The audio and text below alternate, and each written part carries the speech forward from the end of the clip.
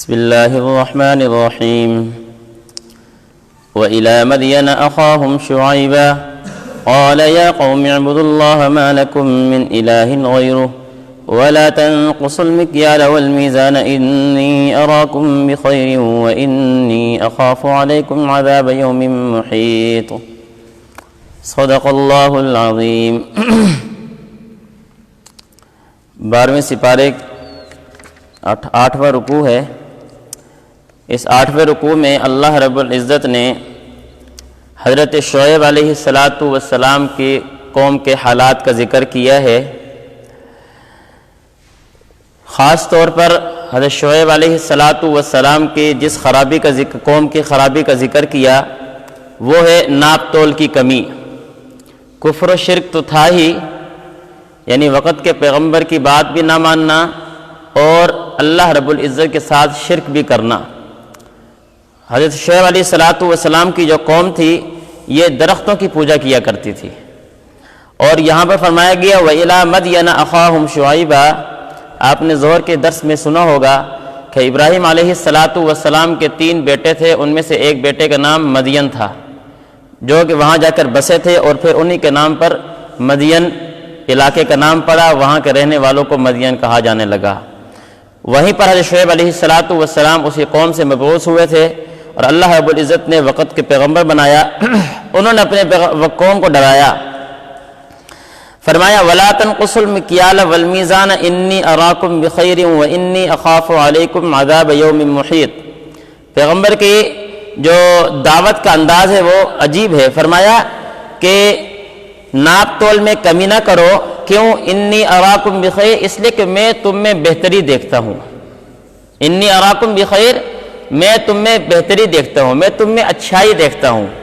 ناپ تول میں کمی نہ کیا کرو، یعنی طریقہ انداز یہ بتایا کہ جب اگلے آدمی کو سمجھانے لگو تو اس کی اچھائی کا پہلے ذکر کرو، اور ذکر کرنے کے بعد اس کو سمجھاؤ کہ اس طرح نہ کرو، اس لیے کہ اسی میں تمہاری بہتری ہے۔ آپ کے یہ مناسب نہیں ہے عادت، آپ کے اندر یہ صفات ہیں، آپ اس کیا ہے صفات کے حامل ہیں، آپ کا خاندان اس طرح کا ہے، آپ کے والد صاحب اس طرح کے تھے، آپ کے سمجھ اچھا نہیں لگتا یہ کام اس طرح کرے، مناسب نہیں لگتا، یہ انداز ہے سمجھانے کا۔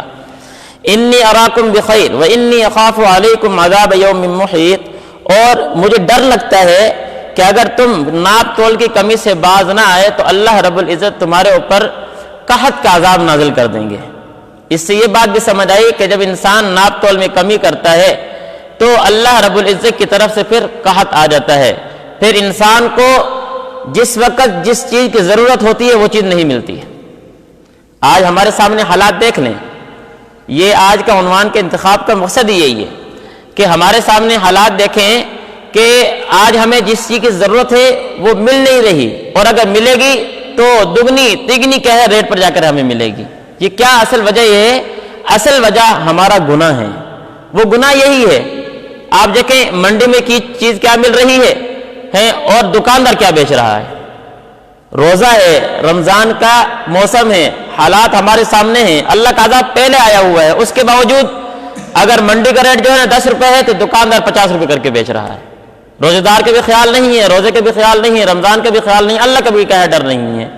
یہ پھر اللہ تعالیٰ عذاب نازل کرتے ہیں اس طرح کہ جب ناپ تول میں اگلا آدمی کا جو حق ہے وہ حق دو، جو آپ کا حق ہے وہ حق لو، بات ختم۔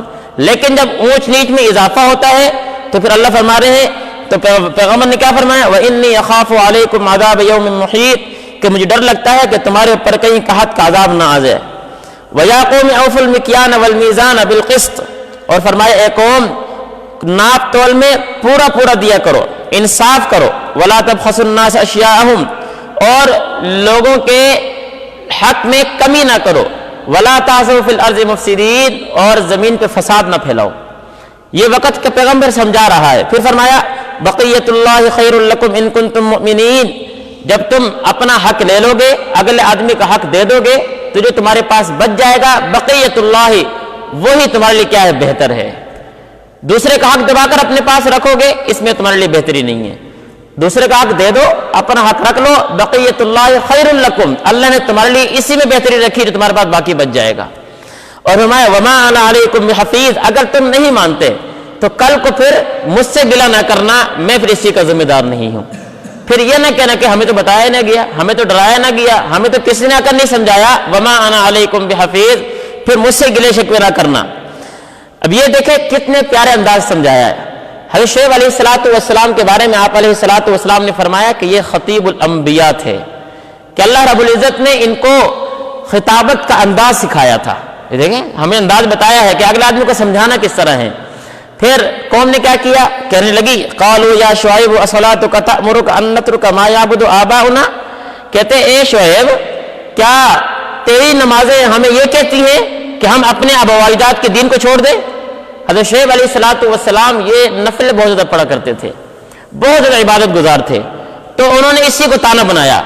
خود نمازیں پڑھتا ہے، کیا تیری نمازیں ہمیں یہ بس سبق دیتی ہیں کہ ہم کیا ہے اپنے وقت کے اپنے آبا و اجداد کے دین کو چھوڑ دیں؟ یہ کیسی باتیں کرتا ہے۔ او ان نفعل فی اموالنا ما نشاء، یا ہم اپنے مال میں خود مختار نہ رہیں۔ یہ آج کہتے ہیں نا یار میرا مال ہے، میں جو کچھ مرضی کروں، آپ کیا ہو گیا ہے، کمال ہو گئی، میں خون پسینے کر کے کما رہا ہوں، اور کیا ہے میں یہاں زکات بھی دوں عشر بھی دوں، یہ عجیب بات ہے، کماؤں میں کھائے کوئی اور۔ یہ آج کل کے ہمارے ذہنوں میں سوال اٹھتا ہے، حالانکہ بات حقیقت جو ہے وہ یہ ہے کہ انسان کہے کیا، انسان خود اپنا نہیں ہے، یہ جان یہ جسم یہ خود کیا ہے اللہ کی امانت ہے، یہ تو میرا ہے ہی نہیں، چل جائے گا کیا ہے میں جو میرے بعد مال آ رہا ہے یہ اللہ کی نعمت آ رہی ہے، وہ میرے کہاں سے ہو گئی ہیں۔ لیکن قوم کیا کہتی ہے او ان نفعل فی اموالنا ما نشاء، یا یہ کیا ہم اپنے مال میں اپنے کیا ہے اختیار سے کوئی فعل بھی نہ کریں۔ اس لیے یہ جو بات کہی جاتی ہے نا کہ جی عبادات اور چیز ہے، دین اور چیز ہے، معاملات اور چیز ہے، وہ ساڑا کاروبار ہے یہ ساڑا دین ہے، کہتے ہیں نا کہ جی یہ ساڑا کاروبار ہے، یہ تو ایسے کرنا دین ساڑا وہ ہے، نہیں بھائی نہیں، یہ بات غلط ہے۔ دین تو انسان کو زندگی کے ہر شعبے کا سبق دینے آیا ہے، ماں کی گود سے لے کر قبر تک ہر لمحے کا ہر قدم کا دین نے کیا ہے ہمیں سبق دیا ہے۔ یہ تو کیا ہے اسلام یہ کیا ہے پوری زندگی کا احاطہ کر کے بیٹھا ہوا ہے۔ اس لیے اسلام کے علاوہ ان الدین عند اللہ اسلام کیوں فرمایا اللہ نے کہ اسلام کے علاوہ کوئی دین ہمیں اس طرح کا ملتا نہیں ہے جس میں زندگی کے ہمیں ہر شعبے کا سبق نہ دیا گیا ہو۔ آپ علیہ السلام کی ذات پیغمبر بن کر آئی ہے تو باپ ہیں، تاجر ہیں، نبی ہیں اور چرواہے ہیں، یعنی ہر کام کر کے ہمیں دکھایا جا رہا ہے کہ یہ کام کس طرح کرنا ہے، خود بذات خود کر کے دکھایا ہے کہ یہ کام کس طرح کرنا ہے۔ تو دین اس چیز کا نام نہیں ہے کہ روزہ رکھ لو نماز پڑھ لو، دین کے اندر معاملات کا بہت بڑا باب ہے۔ معاملات جب تک انسان کا ٹھیک نہ ہو تو یہ عبادات نوافل پڑھنے کا کوئی فائدہ نہیں ہے۔ پھر انسان کے کیا فائدہ، ایک آدمی حرام کا کھا رہا ہے، مجھے بتائیں نماز پڑھنے کا کیا فائدہ ہے، اس کی نماز کس کام کی ہے؟ حرام کا ایک لقمہ چلا جائے 40 دن کی عبادت قبول نہیں ہے۔ تو کیا کہا قوم نے او ان نفعل فی اموالنا ما نشاء، یا یہ کہ ہم اپنے مال میں اپنے اختیار سے کوئی کام بھی نہ کریں۔ لیکن جس ٹائم قوم نہ مانی تو کیا فرمایا وَيَا قَوْمِ لَا يَجْرِمَنَّكُمْ شِقَاقِي أَن يُصِيبَكُم مِّثْلُ مَا أَصَابَ قَوْمَ نُوحٍ أَوْ قَوْمَ هُودٍ أَوْ قَوْمَ صَالِحٍ۔ اب پیغمبر نے ڈرایا اگر تم باز نہیں آتے تو کیا تمہیں نظر نہیں آتا اللہ نے قوم ہود کے ساتھ کیا کیا، قوم صالح کے ساتھ کیا کیا، قوم لوط ابھی تمہارے سامنے ہیں، یہ علاقے مدین کے قریب تھے تو تمہارے سامنے ہے، تمہارے قریب زمانے کے عذاب ہے، اللہ نے کیا کیا ان کے ساتھ۔ اگر تم نہیں مانو گے تو تمہارے پر پھر اس طرح کا عذاب آ سکتا ہے۔ جس ٹائم قوم نے نہ مانا تو پھر اللہ رب العزت نے حضرت شعیب علیہ السلام کو یہ دستور تھا کہ جب بھی کسی قوم پر عذاب آتا تو اس علاقے کے جو مؤمنین ہوا کرتے تھے اور پیغمبر ان کو کہا رہا تھا یہاں سے کوچ کر جاؤ، اور پیچھے سے اللہ رب العزت کے پھر عذاب آ جایا کرتا تھا۔ حضرت شعیب علیہ السلام اپنی قوم کو لے کے نکل گئے اور اللہ رب العزت نے بھی جبرائیل امین کو حکم دیا، انہوں نے ایک چیخ ماری، ایک چیخ سے سارے مر گئے۔ اللہ کا عذاب تو پھر اس طرح ہوتا ہے، پھر نہیں پتہ چلتا کس ٹائم آتا ہے اور کیا کر کے چلا جاتا ہے، ایک چیخ سے سارے مر گئے۔ اور روایت میں آتا ہے کہ جتنی بھی قومیں آئی ہیں 2 قومیں اس طرح کی گزری ہے کہ اللہ رب العزت نے ان کے اوپر ان کے کفر و شرک سے ہٹ کر ان کے اعمال بد کی سزا اللہ نے ان کو دی ہے۔ ایک قوم لوط ہے، دوسرے قوم شعیب ہے۔ قوم لوط ان کے اندر بد فعلی کی کیا ہے عمل تھا، یہ مردوں کے ساتھ بد فعلی کیا کرتے تھے، اللہ نے ان کو پر یہ عذاب دیا کہ ان کی بستی کو الٹ کر آسمان پہ لگے اور نیچے پٹک دیا، پوری کی پوری بستی الٹ دی۔ اور قوم شعیب ناپ تول کی کمی کی وجہ سے اللہ نے ان پر عذاب نازل کیا ہے۔ باقی جو کیا نام ہے قومیں گزری ہیں ان پر جو عذاب آتا ہے وہ ان کے اعمال کی وجہ سے نہیں بلکہ کفر و شرک کی وجہ سے آئے ہیں، لیکن یہ 2 قومیں اس سے گزری ہیں کہ ان پر ان کے اعمال بد کی سزا ان پر مل رہی ہے۔ اس لیے حضرت عمر فاروق رضی اللہ عنہ کی روایت سے امام مالک رحمۃ اللہ علیہ نے فرمایا کہ ناپ تول کی کمی صرف یہی نہیں ہے کہ انسان جو دکانداری کے لین دین کے معاملات اسی میں کیا ہے ناپ تول کی کمی ہے. اگر ایک مزدور ہے وہ اپنا ٹائم پورا نہیں دو رہا, اپنے کام میں خیانت کر رہا ہے, یہ بھی ناپ تول کی کمی میں شامل ہوتا ہے. ایک آدمی کیا ہے دفتر کا ملازم ہے, وہ اپنا وقت پورا نہیں دے رہا, کام پورا نہیں کر رہا ہے, یہ بھی ناپ تول کی کمی میں شامل ہوتا ہے.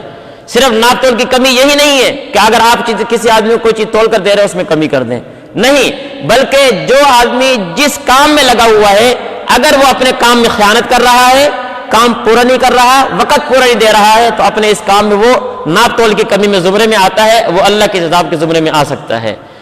نمبر 2, حضرت عمر فاروق رضی اللہ تعالیٰ کی روایت ہے, فرماتے ہیں کہ آپ علیہ الصلوۃ والسلام نے فرمایا قوم شعیب کی یہ بیماری تھی کہ وہ سونے کے سکوں کو کاٹ کاٹ کر بیچا کرتے تھے.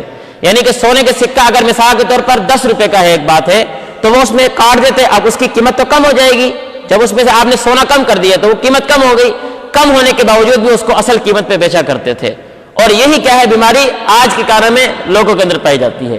یہ رحم کیا ہے وہ پیسے کھلے کر کے دیتے ہیں, یہ کیا ہے 10 روپے اگر آپ سے کوئی کھلا لے رہا ہے آپ اس کو 9 روپے دیں گے, 1 روپے رکھ لیں گے, ناجائز ہے, کہاں ہے جائز. 100 روپے آپ سے کوئی کیا کھلا کروا رہا ہے, آپ 90 دے رہے ہیں, 10 روپے اپنے پاس رکھ رہے ہیں. 1000 کوئی لے رہا ہے اس میں سے آپ اپنے پاس رکھ رہے ہیں, یہی تو کیا نام ہے ربا ہے, سود ہے, یہی تو کمی ہے, اسی سے تو منع کیا جا رہا ہے. ہاں اس کی جائز صورتیں بتائی گئی ہیں, اس لیے کہتے ہیں علماء کے پاس آئیں, مسائل پوچھیں. ٹھیک ہے آپ کی کیا نام ہے یہ ایک مزدوری کا کام ہے, آپ کھلے پیسے رکھتے ہیں, لوگوں کو دیتے ہیں, کریں, لیکن اس کی جائز صورت اپنائیں. جائز صورت اس کی یہ ہے کہ اگر آپ نے کسی کو 10 روپے کے بدلے 9 روپے دینے, آپ اس میں یہاں پر 98 کی ٹافی ڈال دیں, وہ جو 1 روپے آپ رکھ رہے ہیں وہ آپ کی اس ٹافی کے بدلے چلے جائیں گے. آپ کے لیے حرام بھی نہیں ہوگا 1 روپے رکھنا, لیکن آپ نے دیے کیا ہے 9 ہے, لیے 10 ہے, یہ جو 1 روپے اضافی لے رہے ہیں یہ کس کے بدلے میں ہے, یہ جو کیا نام ہے ناجائز ہے. تو حضرت فاروق نے فرماتے ہیں کہ یہی کیا نام بیماریاں ہماری کیا نام قوم میں پائی جاتی ہیں, اور اللہ رب العزت نے شعیب علیہ الصلوۃ والسلام کی جو قوم پر عذاب نازل کیا تھا وہ ناپ تول کی کمی کی وجہ سے کیا تھا. اگر ہم بھی باز نہ آئے تو اللہ کا ڈر کیا ہے, اللہ کا عذاب ہمارے اوپر بھی آ سکتا ہے. اس لیے سمجھنے کی بات یہ ہے کہ جو آدمی جس فیلڈ میں کام کر رہا ہے وہ اپنے اس کام میں پورا کا پورا امین ہے. اگر وہ کام میں خیانت کرے گا تو اللہ رب العزت کو کل اس کام کی کیا جواب دے گا. یہ الگ بات ہے کہ مالک آپ کے ساتھ وہ آپ کی مزدوری پوری نہیں دے رہا, وہ آپ کے ساتھ کیا ہے 2 نمبر کام کر رہا ہے, آپ کو کیا ہے غلط بیانی کرتا ہے, وہ مالک کا گناہ ہے, آپ کا گناہ نہیں ہے. آپ کا گناہ اگر آپ کیا ہے ڈنڈی ماریں گے, آپ اپنا کام پورا کریں, اگر آپ کو راس نہیں چھوڑ دیں. لیکن یہ غلط بات ہے کہ مالک کو اس طرح کرتا ہے, ہم نے کر لی تو کیا ہو گیا, وہ اپنے اعمال کا جواب دے, ہم اپنے اعمال کا جواب دیں.